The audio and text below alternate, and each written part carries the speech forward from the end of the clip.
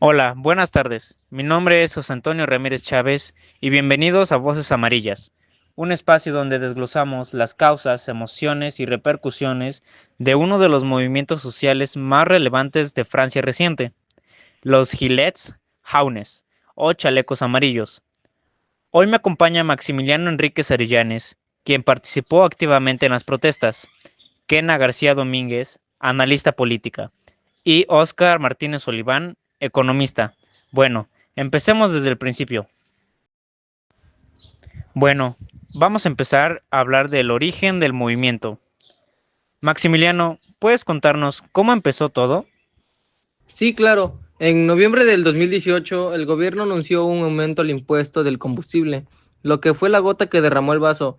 En zonas rurales como la mía, por ejemplo, donde el coche es esencial, fue visto como una agresión directa.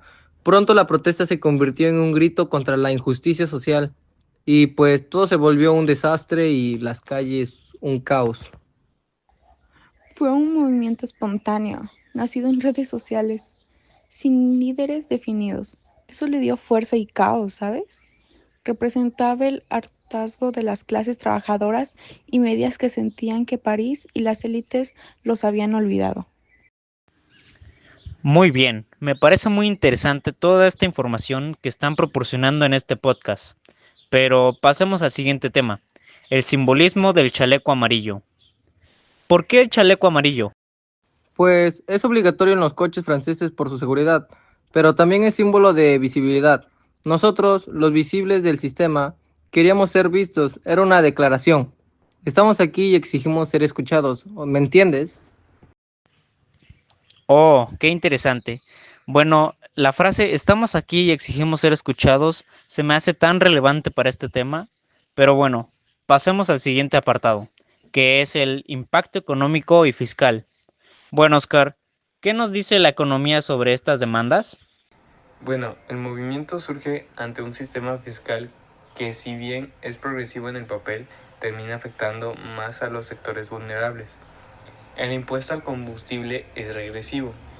Esto hace que represente un mayor porcentaje del ingreso para los pobres. Las tensiones se agravan con la percepción de que los ricos no paguen lo justo.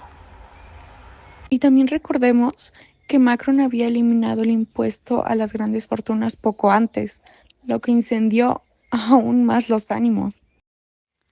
Oh, ok, se me hace muy interesante ver los puntos de vista de cada uno. Pero bueno, le voy a hacer una pregunta a Maximiliano. ¿Cómo viviste la respuesta del Estado?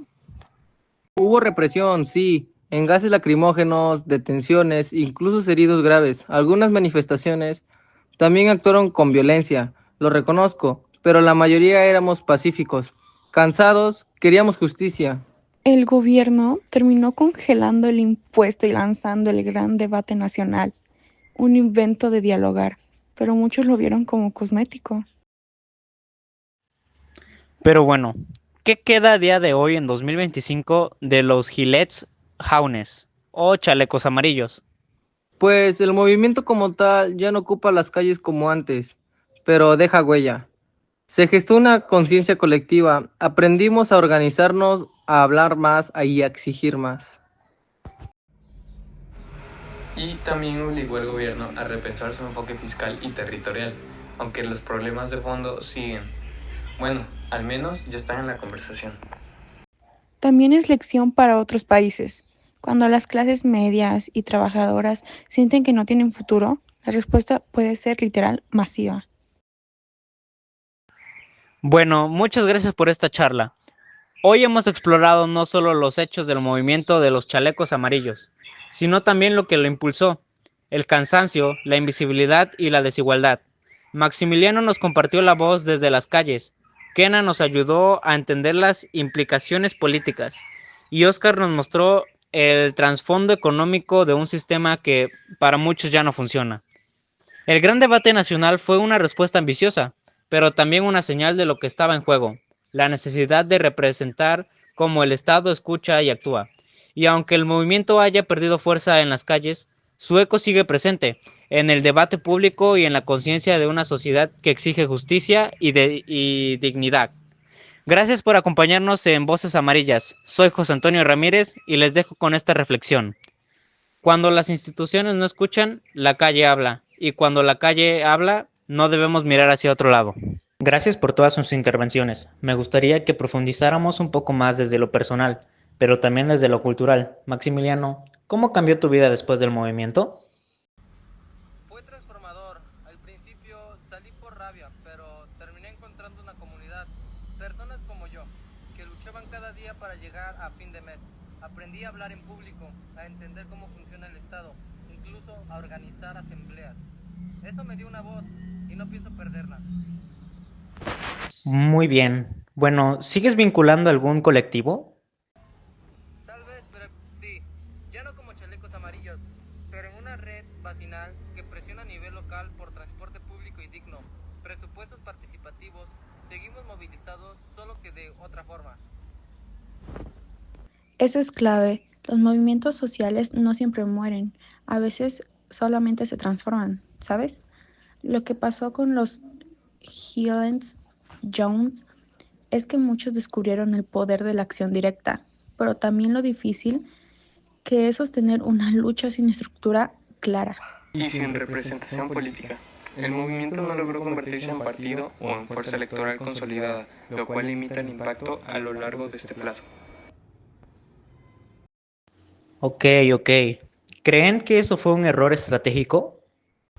Tal vez, pero había mucho miedo de ser captados. No queríamos líderes, porque habíamos perdido la fe en todo. Eso también fue parte del problema. Y del mensaje era una revuelta horizontal, casi anárquica, pero cargada de sentido.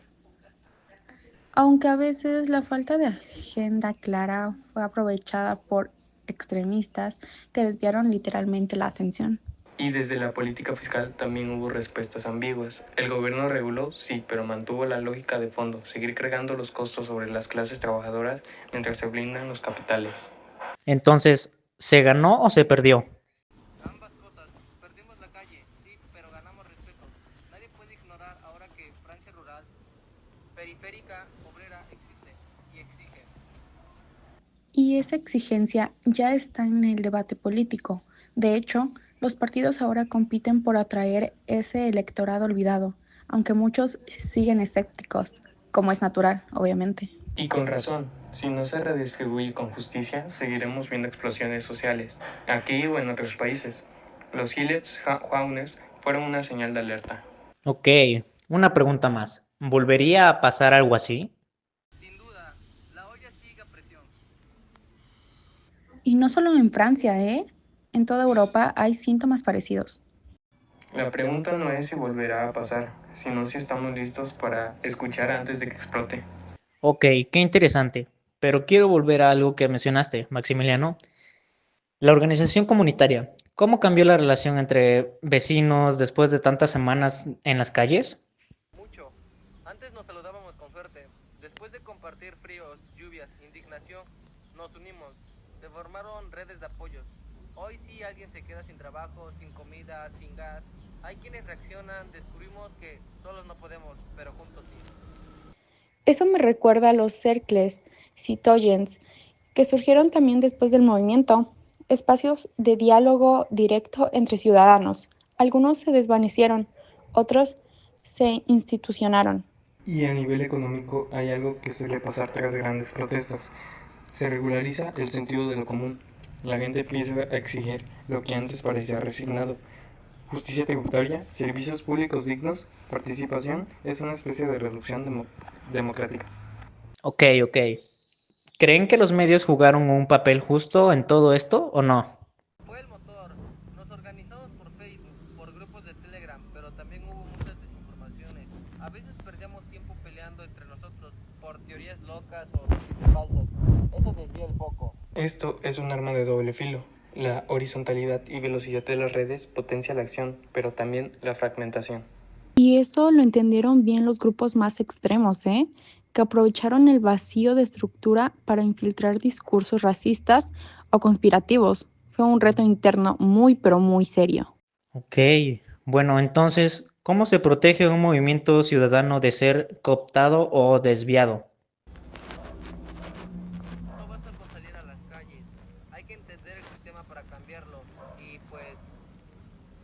nos enseñan, lo aprendimos golpe por golpe, ¿me entiendes? Y con análisis, ¿eh? Si los movimientos sociales no conectan con sindicatos, no sé, asociaciones o incluso pequeños partidos, se vuelven muy frágiles. La pureza total es enemiga de la eficacia. El desafío es pasar de la rabia a la propuesta, del símbolo al proyecto. Bueno, muchas gracias por esta charla. Hoy hemos explorado no solo los hechos del movimiento de los chalecos amarillos, sino también lo que lo impulsó, el cansancio, la invisibilidad y la desigualdad. Maximiliano nos compartió la voz desde las calles, Kena nos ayudó a entender las implicaciones políticas y Oscar nos mostró el trasfondo económico de un sistema que para muchos ya no funciona. El gran debate nacional fue una respuesta ambiciosa, pero también una señal de lo que estaba en juego, la necesidad de representar cómo el Estado escucha y actúa. Y aunque el movimiento haya perdido fuerza en las calles, su eco sigue presente en el debate público y en la conciencia de una sociedad que exige justicia y dignidad. Gracias por acompañarnos en Voces Amarillas. Soy José Antonio Ramírez y les dejo con esta reflexión. Cuando las instituciones no escuchan, la calle habla. Y cuando la calle habla, no debemos mirar hacia otro lado.